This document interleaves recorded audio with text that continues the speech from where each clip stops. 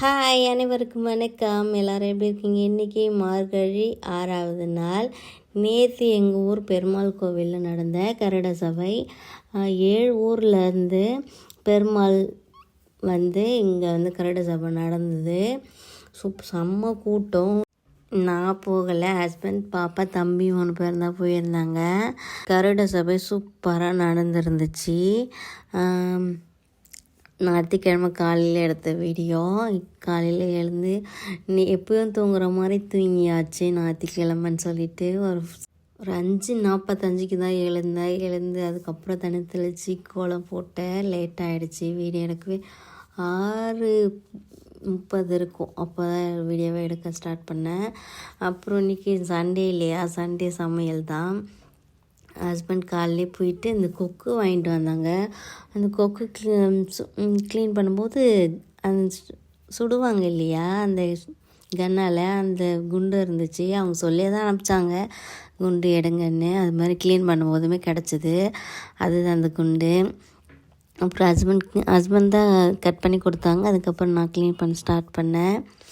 Clean பண்ணி மஞ்சத்தூள்லாம் போட்டு நல்லா க்ளீன் பண்ணிவிட்டு ஃபுல்லாக முடி அது எடுக்கவே ரொம்ப நேரம் ஆகிடுச்சி. க்ளீன் பண்ணி எடுத்துகிட்டு வச்சுட்டு அதுக்கப்புறம் தம்பிக்கு ஹேர் கட் பண்ண ரொம்ப நாளாக கட் பண்ணாமலே இருந்துச்சு.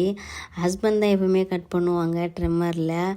போயிட்டு அதையும் உட்காந்து அவன் காட்டவே இல்லை. எப்படியோ கொஞ்சம் ஏதோ ஃபோனை காட்டி ஏதோ காட்டி ஹேர் கட் பண்ணியாச்சு. அதுக்கப்புறம் இந்த வாழைப்பழம் நாங்கள் பார்க்கவே இல்லை. அணில், காக்கா, குருவி எல்லாம் சாப்பிட்ருக்கு போல். இந்த இலை மறைச்சிக்கிடுச்சு. வாழைப்பழத்தை தெரியல.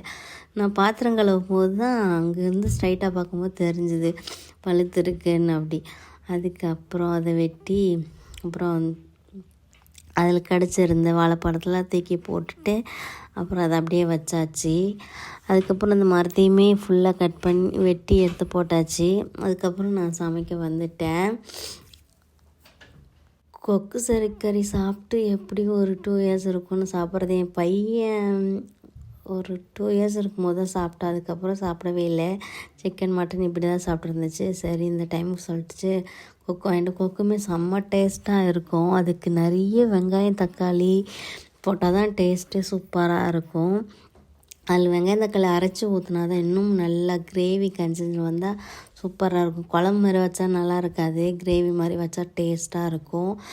நானுமே வெங்காயம், தக்காளி, இஞ்சி, பூண்டு, மிளகு, ஜீரகம், பெருஞ்சீரகம் போட்டு நல்லா அரைச்சி எடுத்துக்கிட்டு அப்புறம் தனியாக வதக்கிறதுக்கு வெங்காயம், தக்காளி கட் பண்ணி வச்சுக்கிட்டேன். ஃபஸ்ட்டு வெங்காயம், தக்காளி நல்லா ஃப்ரை பண்ணிட்டு அதுக்கப்புறம் நம்ம அரைச்சி வச்சு வெங்காயம், இஞ்சி, பூண்டு பேஸ்ட்லாம் அதையும் சேர்த்து நல்லா வதக்கிட்டு மிளகாத்தூள், சில்லி பவுட்ரு கலந்து ஒரு 1/2 hour வேக விடுங்க. கிரேவி சூப்பர் அண்ட் டேஸ்டியாக வந்துடும். வீடியோ பிடிச்சா லைக் அண்ட் சப்ஸ்கிரைப் பண்ணுங்கள். பாய்.